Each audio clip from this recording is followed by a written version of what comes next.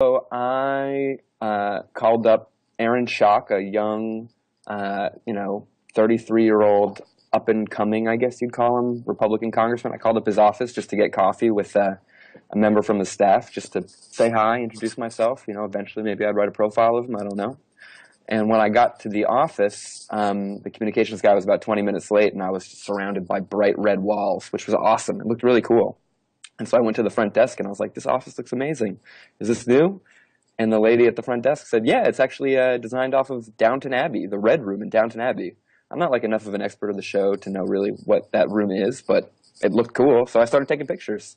Because why wouldn't you, right? Wouldn't you take pictures if you saw a red room in a congressional office that looked like Downton Abbey? Yes, I would. Yeah, of course. And so when I was taking pictures, a lady popped out, and she was like, "Oh, are you going to tweet this out? That's great. I'm the interior decorator. My company is named Eurotrash LLC. You want to see the rest?" And I was like, "Yeah, obviously this is going great." So I checked out the inner room where the congressman actually has his desk and sits and relaxes and thinks and meets with constituents and lobbyists and whatever congressmen do, and was checking it out and had a chandelier and all these things called sconces. I'd never heard of the word sconce, but apparently that's what you call candles that are hanging on the wall, gilded and picture frames, and it was just really decadent. And as I was in there, I got a call from the communications guy who was now 20 minutes late, telling me I created a crisis, that I shouldn't be taking pictures in the office and I had to stay where I was.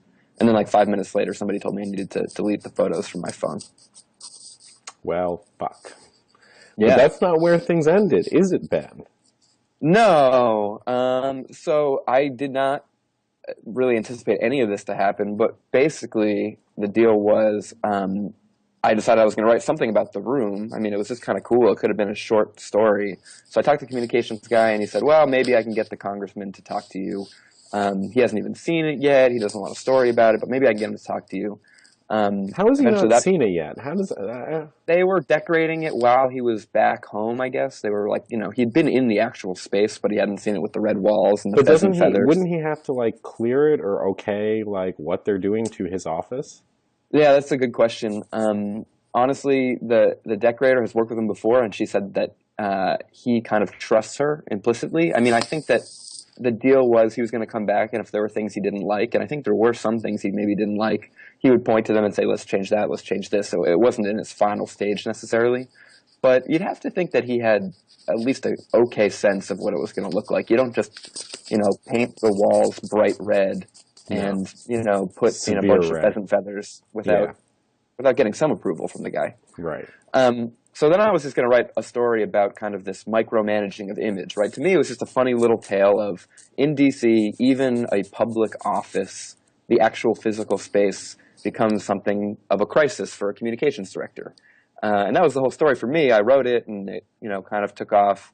And from there, it just went insane. I mean, there were stories about whether it was ethically dubious for the congressman to be taking the services of this woman from Eurotrash LLC without paying her.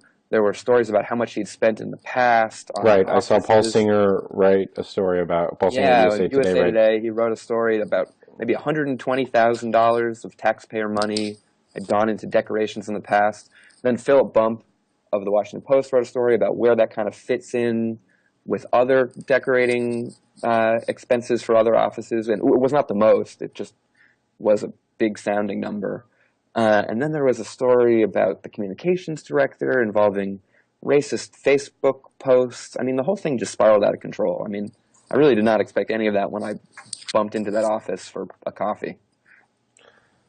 Yeah, and so yesterday, the latest part is the comms director, Ben Cole, has resigned.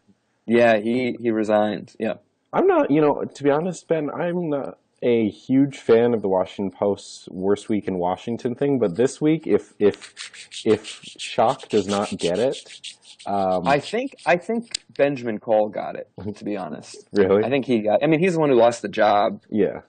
Schock is going to be fine. He's still a 33-year-old congressman with washboard abs who, can go places. Yeah. And he called you and said, you've created a crisis, right? Or something? Mm-hmm. That's a phrase. Mm-hmm. Yeah, he said you've created a little bit of a crisis, yeah. Which was funny to me. I mean, the whole thing was just kind of funny to me. I was just writing a funny story. It just felt like, honestly, it felt like Veep. Right. And it just had the storyline that Well, just felt like a joke that you wouldn't actually believe, and I thought that's all it would be. I'm definitely of the opinion that the best show that depicts Washington is Veep, and I think this is the best example of it. Like an insane. Anyway, uh, Yeah, well, honestly, there was a tweet sent out by Frank Rich, who I guess is an executive producer on Veep, mhm. who writes for New York Magazine, and he said there's a storyline in this coming season that is kind of similar to this, about the decorating of the West Wing and about a clash of taste. I mean, you can't, like, you think you can't make this stuff up, but you can make it up, and it can also be real. It's just I don't know, man. It's been a kind of surreal couple of days. I bet.